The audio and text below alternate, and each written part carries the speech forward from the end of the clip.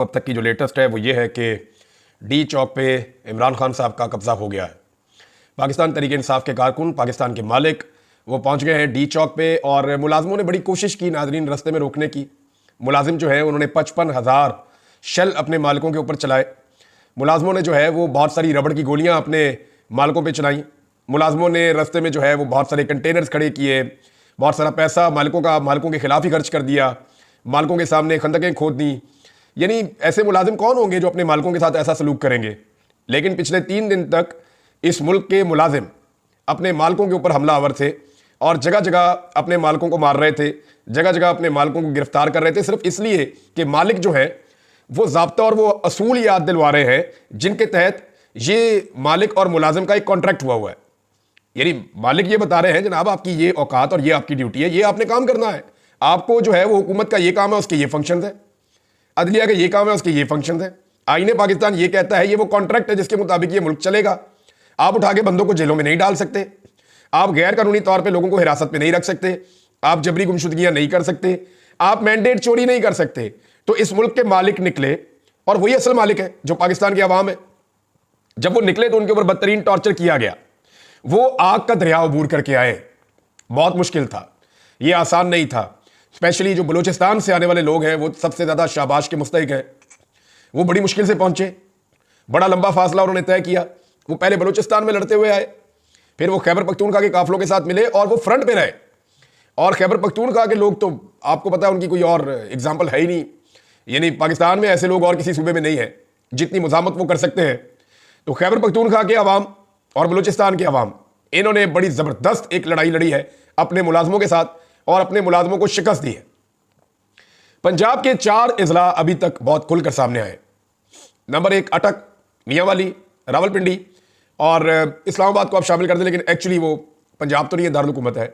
तो ये 4 जगह जो है यहां से बड़ा अच्छा पाकिस्तान तहरीक इंसाफ ने, यहाँ के शहरियों ने बड़ा ज़बरदस्त तरीके से मुजाहबत की है। रावलपिंडी से बहुत बड़ी तादाद में लोग पहुंचे और वो नजर आ रहे हैं डी चौक पे। अटक से जो लोग पहुंचे हैं वो नजर आ रहे हैं डी चौक पे। इसके लिए जो बुखारी फैमिली है, जो बाकी लोग हैं, जितने एमपीएज हैं अटक के वो भी, और जो फैमिली है मेजर साहब की वो भी, यानी मेजर साहब की भी सियासत है और जो उनके साथ उनके एमपीएज हैं उनकी भी बड़ी तगड़ी सियासत है। तो अटक के जो सियासतदान है उन्होंने कामयाबी के साथ अपने लोगों को निकाला है। इसके बाद रावलपिंडी की जो रिस्पॉन्सिबिलिटी थी उन्होंने पूरी की है और जोरदार तरीके से पूरी की है। और जो इस्लामाबाद के शहरियों ने कुर्बानी दी है और सामना किया है फस्ताहियत का, वो भी अपनी मिसाल आप है। तो इसमें आमिर मुगल साहब ने बड़े ज़बरदस्त तरीके से लोगों को वेलकम किया, उनके खाने पीने का इंतजाम किया। अब बड़े बड़े चैलेंजेस हैं, डी चौक पे तो पहुंच गए, डी चौक पे तो कब्जा हो गया। अब 3 दिन तक लगातार फस्ताहियत का मुकाबला करके ये लोग डी चौक पहुंचे हैं। पाकिस्तान तहरीक इंसाफ को 2.5 साल इतना मारा अवाम के मुलाजमों ने कि पाकिस्तान तहरीक इंसाफ मार खा खा के कुंदन बन गई है। ये वो पॉलिटिकल पार्टी नहीं है जिसको हम पहले जानते थे। ये मुख्तलिफ पॉलिटिकल पार्टी है, इसका शऊर बहुत ज्यादा है, ये बहुत ज्यादा मार खा सकते हैं। लेकिन इसके बावजूद इमरान खान साहब की तरबियत का असर यह है कि इनके हाथ जो भी बंदा लगता है सरकारी या कोई मुलाजिम इनके हाथ लगता है तो ये उसको रेस्क्यू करते हैं, उसको मारते नहीं है। ये बड़ा बुनियादी फर्क है। जैसे ये ताकत में आते हैं वैसे ये रिस्पॉन्सिबल बन जाते हैं। आप फर्क देखें ना, जिसके पास ताकत होती है ना, ताकत रिस्पॉन्सिबिलिटी भी लेकर आती है। और इमरान खान ने अपने कारकुनों को यह सिखाया है। जब ये मजलूम होते हैं तब तक ये लड़ते रहते हैं। जैसे ही इनके पास ताकत आती है या ये किसी को पकड़ लेते हैं तो ये रिस्पॉन्सिबल बन जाते हैं, उसको बचाते हैं, उसको रेस्क्यू करते हैं। और ऐसी एक नहीं दर्जनों वीडियोस है। अब जो वो रेंजर्स के एहलकारों की जाँ बहक होने वाला वाकया है, वहां पे एक शहरी भी जाँ बहक हुआ, एक एफसी वाला भी था, तो उसकी बाकायदा वीडियोस आ चुकी है और सारा मामला क्लियर हो चुका है। कल रात को जिन लोगों ने इस पर प्रोपेगेंडा किया उन्हें शर्म आनी चाहिए। इससे पहले बहुत सारे लोग धमकियां लगा रहे थे, बहुत अजीब अजीब बातें कर रहे थे, कोई नहीं आ सकेगा, किसी को नहीं पहुंचने देंगे, इंज कर देंगे, उंज कर देंगे। मुलाजमों को ना इतना फुदकना नहीं चाहिए। इस्लामाबाद का आईजी नारे लगा रहा था, रैलियां निकलवा रहा था। वो जिस जगह पुलिस ने रैली निकाली थी उधर एक पुलिस वाला भी नहीं है। अब किधर गए सारे? रास्ते में जितनी रुकावटें खड़ी करके बड़ी बड़ी बातें कर रहे थे, अटक मेरी रेड लाइन है, ए पी रेड लाइन। तो मुलाजमों को ना मुलाजिम बन के रहना चाहिए। अवाम इस मुल्क के मालिक है। कुछ लोग एक प्रोपेगेंडा कर रहे हैं, जरा उसका जवाब दे देते हैं। कुछ लोग ये कह रहे हैं कि ये जत्थे आ गए जी, इस तरह तो कल को कोई और जत्था उठेगा, वो उठ के इस्लामाबाद आएगा, अपनी बात मनवा लेगा। लित्तर नहीं मारेंगे उसको जो आएगा ऐसे उठ के और बात मनवाएगा। किस कैपेसिटी में आएगा भाई? कहते हैं जी टीएलपी वाले उठेंगे वो आ जाएंगे, या टीटीपी वाले उठेंगे वो आ जाएंगे, या कोई और ग्रुप उठेगा आगे इस्लामाबाद में बैठ जाएगा। क्यों आके बैठ जाएगा भाई? ये पाकिस्तान के मालिक आए हैं। मैं आपको बताता हूं कैसे और फर्क क्या है। ये आपने याद रखना, कोई बंदा भी ये बात करे उसके मुंह के ऊपर आपने रख के ये जवाब मारना है। पाकिस्तान तरीके इंसाफ का आप उन पॉलिटिकल पार्टीज के साथ मुवाजना नहीं कर सकते जिनको एक भी वोट नहीं पड़ता या एक भी सीट वो नहीं जीतते। ये बात है। तरीके इंसाफ ने इस मुल्क में 180 सीटें जीती हुई है कौमी असेंबली की, 2/3 से ज्यादा अक्सरियत के साथ वो इस वक्त इलेक्शन में जीत चुके थे। जाली फॉर्म 47 के ऊपर उनको हराया गया, लेकिन बदतरीन धांधली और फस्तायत के बावजूद आज भी इस असेंबली की सबसे बड़ी पॉलिटिकल पार्टी पाकिस्तान तरीके इंसाफ है, कोई और नहीं है। बदतरीन धांधली, आधी सीटें छीन ली, फिर भी वो सबसे बड़ी पॉलिटिकल पार्टी है। इस वक्त भी उसकी आधी सीटें छीनकर सब में बांट दी, लेकिन फिर भी वो सबसे बड़ी पॉलिटिकल पार्टी इस वक्त भी असेंबली में है। यह है फर्क। उनके पास अवाम का मैंडेट है, ये पाकिस्तान के मालिक हैं जिनका मैंडेट है उनके पास, इसलिए वो आ सकते हैं, वो अपना मुतालबा कर सकते हैं। वो जमहूरी पार्टी है, आप इनको उनके साथ आप इनका मुवाजना नहीं कर सकते या उनके साथ मिलाकर नहीं देख सकते जो कभी एक सीट भी नहीं जीते। इस फर्क को अपने जहन में रखें आप। और यह लड़ाई का आगाज हुआ था 8 फरवरी और 9 फरवरी को, जब इनके मैंडेट के ऊपर डाका डाला गया था। कहते जी अवाम निकलती क्यों है, अवाम अपने हाथ में कानून क्यों लेती है, अवाम यहां तक पहुंच क्यों गई है, अवाम ने रुकावटें क्यों अबूर की हैं, यह तरीका ठीक नहीं है, यह तो बड़ा जुल्म वाला तरीका है और यह तो बड़ा जबर वाला तरीका है। इस तरह की बातें करते हैं ना। तो बात यह है, अवाम ने तो सीधा तरीका इख्तियार किया था। अवाम ने तो 8 तारीख को अपना इनकलाब और अपना फैसला बैलेट के जरिए कर दिया था कि जनाब ये बैलेट बक्सा है, इसमें मैंने अपना वोट डाल दिया, मैं उम्मीद करता हूं कि मेरे फैसले का एहतराम किया जाएगा। पाकिस्तान की अक्सरियत ने वोट डाल दिया पाकिस्तान तहरीक इंसाफ को। आपने उनके वोट की तौहीन कर दी। आपने उन्हें मजबूर किया, बार बार जुल्म करके आपने उन्हें मजबूर किया कि वो अपना हक वापस लेने के लिए इस्लामाबाद पहुंचे। और ये पाकिस्तान के असल मालिक है, ये अपना हक वापस ले लेंगे, आज नहीं लेंगे तो कल ले लेंगे। लेकिन अब पाकिस्तान तहरीक इंसाफ के लिए चंद बड़े चैलेंजेस हैं। एक तो आप ये देख लें कि जो लोग धमकियां लगा रहे थे वो ये भी कह रहे थे कर्फ्यू लग जाएगा, ये भी कह रहे थे मार्शल लॉ लग जाएगा, ये भी कह रहे थे कि इंतहाई कदम उठा लिया जाएगा, गोलियां मार दी जाएंगी। इस्लामाबाद में देखते ही गोली मार देने का हुक्म, और बहुत बंदों को गोलियां लगी भी है। डी चौक में पहले फायरिंग हुई है जब ये पहुंचे, लंबी लड़ाई के बाद। जितने लोगों ने सोशल मीडिया पे इसको कवर किया है वो सारे सलाम के मुस्तहिक है, लड़कियां भी और लड़के भी, क्योंकि पाकिस्तान के मेन स्ट्रीम मीडिया ने इसकी कवरेज नहीं की। सलाम करना चाहता हूं मैं भी, और पूरे पाकिस्तान को सैल्यूट करना चाहिए पाकिस्तान के उस सोशल मीडिया को जिन्होंने एक एक लम्हे की कवरेज की है। नया पाकिस्तान का हसनैन, उसको आप देख लें, वो हमारा शेख है, उसको आप देख लें, ये सदीक जान की टीम है, उसको देख लें, उस्मान है, अवैस है, बेशुमार और लोग हैं, हमारी siyaset.pk की टीम है, उनको आप देख लें, रफ्तार न्यूज़ के लोग हैं, उनको आप देख लें। तो जिन लोगों ने ग्राउंड के ऊपर रियलिटीज दिखाई और जिन्होंने इलेक्ट्रॉनिक मीडिया की मुनाफकत के बावजूद, मुनाफकत ही कहूंगा मैं इसको, जिन्होंने हिम्मत नहीं हारी, तमाम तर जबर और फसाइयत का सामना करके उन्होंने हर चीज दिखाई, उनको सलाम करना चाहिए पाकिस्तान की कौम को। जान जोखन में डाल के उन्होंने यह काम किया है, इसके लिए उन्हें कोई पे नहीं कर रहा।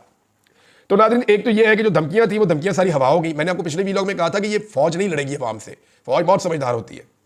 71 में लड़ाई होगी थी ना फौज की अवाम से, तो क्या नतीजा निकला? फौज अवाम से नहीं लड़ेगी, सामने आके क्यों लड़ेगी अवाम के साथ वफाकी दारुल हुकूमत में?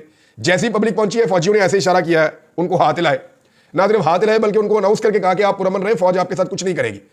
और उधर जो है वो नाच नाच के घुंघरू तोड़ दिए थे कुछ दानिश्वरों ने, कुछ सहाफियों ने, शर्म भी आती है, उनका हम हिस्सा है।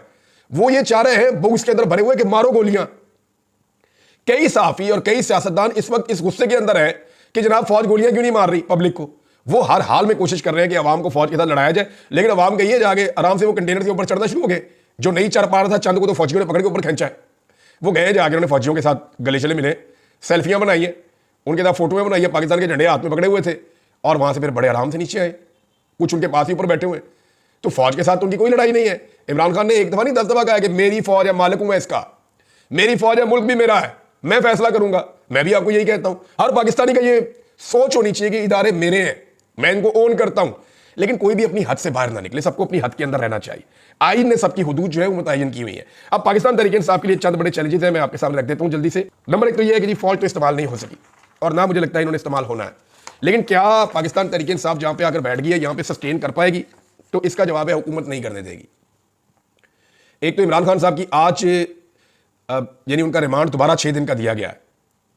ये रिमांड अगर आज ना होता तो सिचुएशन कुछ और होती, लेकिन अभी कुछ कहा नहीं जा सकता, ये चैलेंज भी हो जाएगा जाके। लेकिन देखते हैं कि मामला जाता किस तरफ है। सबसे पहले तो आप ये देख लें कि पाकिस्तान तहरीक इंसाफ के जो लोग पहुंचे, गोलियां चलने के बावजूद भगदड़ नहीं मची, वो भागे नहीं। अभी मेरी चंद साफियों से बात होती है, कहते हम हैरान हो रहे थे कि डी चौक में जब गोली चली है बहुत सारे लोग जख्मी होकर अस्पतालों में पहुंचे, और स्टेट फायरिंग की जो है वो तस्वीरें भी मौजूद हैं, वीडियो भी मौजूद हैं, लेकिन वहां से भागा कोई नहीं। एक गिरता था दूसरा उसकी जगह ले लेता था। तो ये एक इनकलाब टाइप की सिचुएशन है, इसको आप ये नहीं कह सकते। और ये इनकलाब नहीं तो और क्या है, लोग अपनी जान से खेल रहे हैं, आकर खड़े हो गए, ठीक है मारो गोली।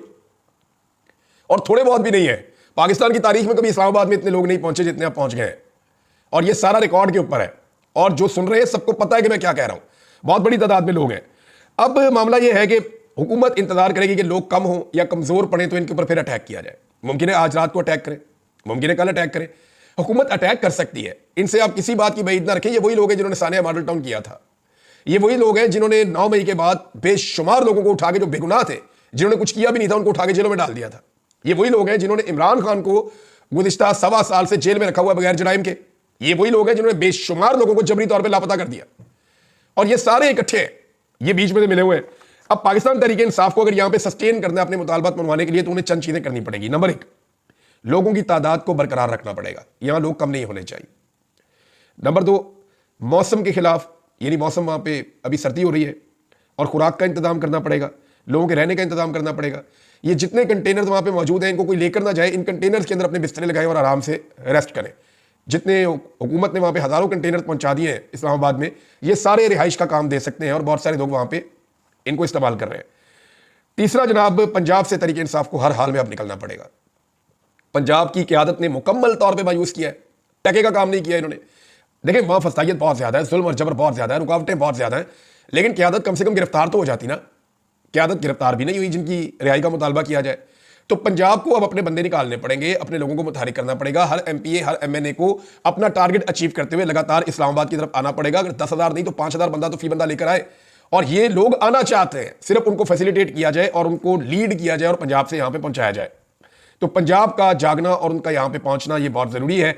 देखिए जो इजला पंजाब के निकले हैं, जो लोग आए हैं, वो तो मैं पहले बता चुका हूं, 12 से 13 बड़े काफिले पंजाब से आए हैं, और वो इंडिविजुअल्स की अपनी अपनी एफर्ट है जो लोग लेकर आ गए। जैसे सरताज गुल वजीर हैं, जैसे मेहर अब्दुल सत्तार हैं, जैसे शौकत बसरा हैं, जैसे शबीर कुरैशी हैं, जैसे शेख वकास उनके भाई हैं, वो लेकर आए काफिला, जैसे और हामिद रजा कादमी साहब हैं, उन्होंने बड़ी एफर्ट की है। इसी तरह आलिया हमजा हैं, वो जैसे पहुंची हैं वो सब जानते हैं। तो जो लोग पहुंचे, और बहुत सारे लोग हैं, सबके नाम मैं नहीं ले सकता, लेकिन जो लोग पंजाब से आए और वो पहुंचे, उनकी अपनी एफर्ट है। तो बाकी लोग जो रह गए हैं ना, खासतौर पर जो पंजाब की क़यादत है, ये लोग अब अपने कारकुनों को हर हाल में इस्लामाबाद पहुंचाएं। दूसरा कोई रास्ता बाकी नहीं है। तहरीक इंसाफ पंजाब को पहुंचना पड़ेगा और मदद करनी पड़ेगी खैबर पख्तूनख्वा से आए हुए लोगों की। नंबर 4, तहरीक को जारी रखने के लिए इन्हें पूरा एक माहौल बनाना पड़ेगा, अपनी तंजीमें बनानी पड़ेंगी कि ये लोग जो है ये सिक्योरिटी का निज़ाम संभालेंगे, ये लोग जो है ये खुराक का निज़ाम संभालेंगे, ये लोग जो है अगर कोई बीमार है तो उसको देखेंगे। बहुत सारी चीज़ें इन्हें करनी पड़ेंगी लोगों के क़यामत आम के लिए। फिर अपना खुद का एक सिक्योरिटी का इनको सिस्टम भी बनाना पड़ेगा, ताकि कोई खुदा न खास्ता ऐसा वाकया ना हो जो नहीं होना चाहिए, तो उससे भी निपटना पड़ेगा। अगर ये यहाँ पे कमजोर पड़े तो हुकूमत इनको यहाँ से हटाने की पूरी कोशिश करेगी, और किसी भी रात को दोबारा ऑपरेशन कर सकती है। इस हुकूमत का ये रिकॉर्ड है, ये पहले ऐसा कर चुके हैं, ये दोबारा भी ऐसा कर सकते हैं, इससे कोई बाइद नहीं है। देखिए अब इमरान खान साहब के 3 मुतालबात हैं। एक मुतालबा उनका यह है कि रिहाइयाँ दी जाए जो बेगुनाह लोग हैं, दूसरा यह है कि मैंडेट वापस करें, और तीसरा यह है कि 26वीं आईनी तरमीम वापस करें। दूसरे दोनों मुतालबात तो फौरी तौर पे ना हुकूमत मानेगी और ना फौरी तौर पे हो सकते हैं। पहले मुतालबे पे अमल दरामद हो सकता है कि रिहाइयाँ हो जाए। पाकिस्तान तहरीक इंसाफ के 90% मसाइल इमरान खान साहब के साथ जुड़े हुए हैं, और पाकिस्तान के भी 90% मसाइल इमरान खान साहब के साथ जुड़े हुए हैं। अगर वो आज़ाद हो जाती हैं और चीज़ें ठीक हो जाती हैं तो मुल्क ट्रैक पे चढ़ जाएगा। इमरान खान साहब बाहर आ जाएंगे तो बाकी चीज़ें हासिल कर लेंगे। पाकिस्तान ऐसा लगता है कि एक नए इंतखाबात की तरफ जाएगा, और जल्द पाकिस्तान में नए इंतखाबात करवाने पड़ेंगे, इसके अलावा रास्ता कोई नहीं है। ओवरसीज पाकिस्तानियों का दबाव मैं आपको बताऊं वो बहुत काम आया है। जितनी ज़बरदस्त उन्होंने कंपेन की है, जो मगरिब के अंदर उन्होंने ज़बरदस्त किस्म के मुजाहरे किए हैं, उसने पूरी दुनिया की तवज्जो पाकिस्तान की तरफ दिलवा दी है। दुनिया की तवज्जो अगर पाकिस्तान के ऊपर 10% थी तो वो 50, 60, 70% तक पहुंच गई। जब ओवरसीज पाकिस्तानियों ने उन्हें झंझोड़ा, उन्हें हिलाया और उन्हें बताया कि देखो हम आपके मुल्कों में इतने बड़े बड़े एहतजाज कर रहे हैं, हमारे मुल्क में ऐसा कुछ हो रहा है जिसके ऊपर आप सबको तवज्जो देनी चाहिए, तो सबके सब देख रहे थे। अब अगर ये सही तरीके से डील करते हैं हुकूमत को, तो अगले 24 से 48 घंटों में इमरान खान साहब की रिहाई भी हो सकती है। लेकिन हुकूमत इमरान खान साहब की रिहाई का अगर अभी फैसला करती है तो उनके लिए यह बड़ा मुश्किल है। मुश्किल इसलिए कि इमरान खान अवामी ताकत से रिहा हो रहे हैं, और इमरान खान बेगुनाह कैद थे। फिर इमरान खान साहब का बयानिया जो है ना, उसका तोती बोलेगा इस मुल्क में, फिर कोई ना इलेक्शन जीत सकेगा, और फैसला भी इमरान खान साहब करेंगे। हुकूमत को यह रिस्क लेना पड़ेगा, इमरान खान को छोड़ना पड़ेगा, आज नहीं तो कल, और पाकिस्तान तहरीक इंसाफ को अपनी इस पोजीशन को सस्टेन करना पड़ेगा। यहां डी चौक में बैठना पड़ेगा बहुत बड़ी तादाद में। अब जो है वो एक आसाब की जंग शुरू है, जो पहले आंखें झपकेगा वो फारिग हो जाएगा। अभी जब मैं ये वीडियो रिकॉर्ड कर रहा हूं, अभी भी इतलात आ रही है कि इस्लामाबाद में इक्का दुक्का फायरिंग के वाकयात हो रहे हैं, और वो जब कारकुन जाते हैं पुलिस के पीछे तो फिर पुलिस आगे से रबड़ की गोलियां और दूसरी गोलियां भी चला देती है, और लोग जख्मी होकर अस्पताल भी पहुंचे हैं। एस्टेब्लिशमेंट को एक बात समझनी पड़ेगी कि नून लीग के पास बहुत सारे गुल्लू बट हैं। यहां पे जो भी हुआ वो एस्टेब्लिशमेंट के गले पड़ेगा बाद में, क्योंकि आलमी सतह के ऊपर जो नजला है इंटरनेशनली वो पाकिस्तान की एस्टेब्लिशमेंट पे गिरेगा, क्योंकि इस हुकूमत को कोई नहीं जानता और ना इस हुकूमत की कोई क्रेडिबिलिटी है। तो क्रेडिबिलिटी जो है वो पाकिस्तान की एस्टेब्लिशमेंट जो है, जो भी उनके पास है वो सारा नजला उन पे गिरेगा और उनके ऊपर ये सारा मामला आएगा। उन्हें भी ये बात समझनी चाहिए कि ये मामला जितनी जल्दी रिजॉल्व हो उनका भी इसी में फायदा होगा। नाज़रीन, 4,500 रुपए का एक शेल है, मोहसिन नकवी ने कहा है, और 55,000 आंसू गैस के शेल चले अब तक की इतला के मुताबिक। यानी अपने मालिकों को मुलाजमों ने 55,000 से जायद आंसू गैस के शेल मार दिए। ये वर्ल्ड रिकॉर्ड लग गया है, ऐसे कभी कहीं नहीं हुआ। तो नाज़रीन, अब तक की जो सिचुएशन है मैंने आपके सामने रखी है। 3 चीजें बहुत इंपॉर्टेंट है। नंबर 1, पंजाब को जागना पड़ेगा, उनकी क़यादत को जिम्मेदारी लेनी पड़ेगी, उनको यहां पे आना पड़ेगा। नंबर 2, पाकिस्तान तहरीक-ए-इंसाफ को यहां पे अपने लोगों को अब सस्टेन करना पड़ेगा और मजबूती के साथ बैठना पड़ेगा। नंबर 3, एस्टेब्लिशमेंट को यह बात अब समझनी चाहिए कि गेम हाथ से निकल गई है, पाकिस्तान के मालिक आ गए हैं। तो ये जो एक छान बुरा इकट्ठा किया हुआ है, इससे जान छुड़ाने का इससे अच्छा मौका दोबारा नहीं मिलेगा, वरना इनका बोझ और इनका गंद ये सारा एस्टेब्लिशमेंट को उठाना पड़ेगा। अब तक के लिए इतना, अपना ख्याल रखिएगा, अपने चैनल का भी। अल्लाह हाफ़िज़।